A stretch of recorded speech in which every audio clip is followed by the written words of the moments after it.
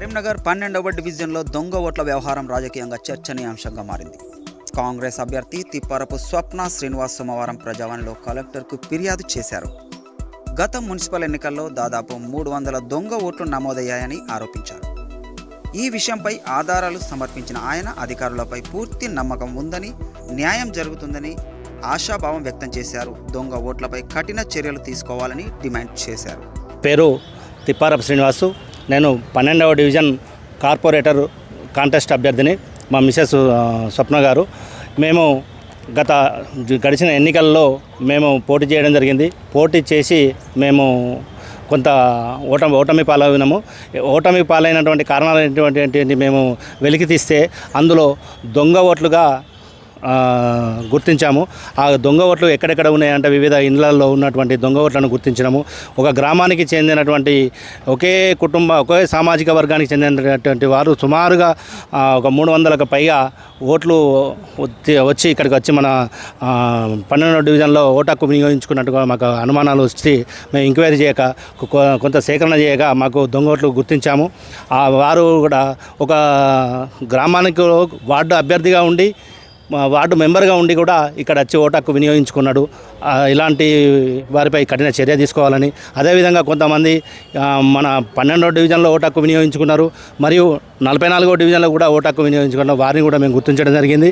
గుర్తించి గౌరవ కలెక్టర్ గారికి ఈరోజు ప్రజావాణిలో ఇవ్వడం జరిగింది. ప్రభుత్వం మీద, కలెక్టర్ గారి మీద, ఉన్నతాధికారుల మీద మాకు నమ్మకం ఉంది. వారు మాకు సానుకూలంగా స్పందించారు. వారి మీద ఎవరైతే తప్పు చేశారో వారి మీద కఠిన చర్య తీసుకుంటా అని చెప్పి కూడా మాకు మంచి హామీ ఇవ్వడం జరిగింది.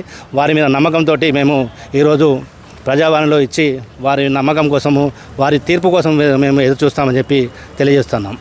ఎవరైతే మీరు దొంగ ఓట్లు అంటున్నారో వాళ్ళు అదే వ్యక్తులు 2 జాగాలలో ఓటు హక్కు వినియోగించుకున్నారు. ఆధారాలతో సహా మేము తీసుకొచ్చి మేము గౌరవ కలెక్టర్ గారికి అప్పచెప్పడం జరిగింది. ఉన్న అనుమానాల ప్రకారం ఎందుకోసం ఈ మాట అనాల్సి వస్తుంది అని అంటే, వారికి సంబంధికులు ఒక పోలింగ్ ఏజెంట్ ఉన్నటువంటి వ్యక్తి మేము ఖచ్చితంగా మాకు 2000 ఓట్లతోటి మేము గెలుస్తున్నామని చెప్పేసి చెప్పిండు. ఎలా చెప్పగలుగుతాడు? చెప్పడం అది సాధ్యం కాదు. ఒక బ్రహ్మదేవుడు కాదు అతను. ఆ వ్యక్తి భవిష్యత్తును చెప్పిండు అంటే అది ఏమన్నా కాలజ్ఞానం వస్తుందా, బ్రహ్మంగారా, లేకపోతే ఏంటిది? ఏ విధంగా చెప్పగలిగిండు? ఓటరు ఎవరికి వేశారో కూడా తెలియదు. నేను ఖచ్చితంగా మేము ఈ మెజారిటీతో గెలుస్తున్నామని చెప్పి ఓటు సాయంత్రం 5 గంటలకు ముగిసిన వెంటనే మేము పోలింగ్ కాకముందే మేము ఇంత మెజారిటీతో గెలుస్తున్నామని అంటే వాళ్ళకు దొంగ ఓట్లు ఉన్నాయని చెప్పేసి వాళ్ళకు వస్తాయి. అదేవిధంగా మేము చూసాము ఓటర్లందరినీ కూడా మేము మేము ఎందుకు అనుమానం వచ్చింది అని అంటే కూడా మేము ప్రతి ఒక్కరికి ఇంటికి వెళ్ళినప్పుడు వాళ్ళకు వ్యతిరేకత భావం కనబడ్డది. వాళ్ళ మీద వ్యతిరేకత ఉంది. మాకు సానుకూలంగా స్పందించారు.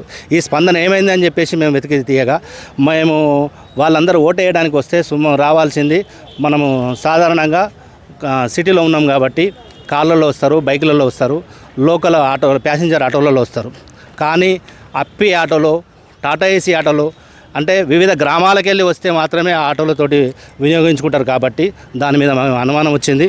కాబట్టి మేము సేకరించడం జరిగింది. సేకరణ మేరకు వచ్చింది. ఇదే విధంగా ఉన్నతాధికారులు దీని మీద చర్య తీసుకున్నట్టయితే ఖచ్చితంగా అధిక సంఖ్యలో మొత్తము దొంగ ఓట్లతో గెలిచారని చెప్పి నిర్ధారణ అవుతుంది. కాబట్టి వారి మీద ఖచ్చితంగా కఠిన చర్య తీసుకోవాలని చెప్పి మేము వేడుకుంటున్నాం.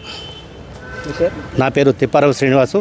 మా మిసెస్ స్వప్న, కాంగ్రెస్ పార్టీ కాంటెస్టెడ్ అభ్యర్థి.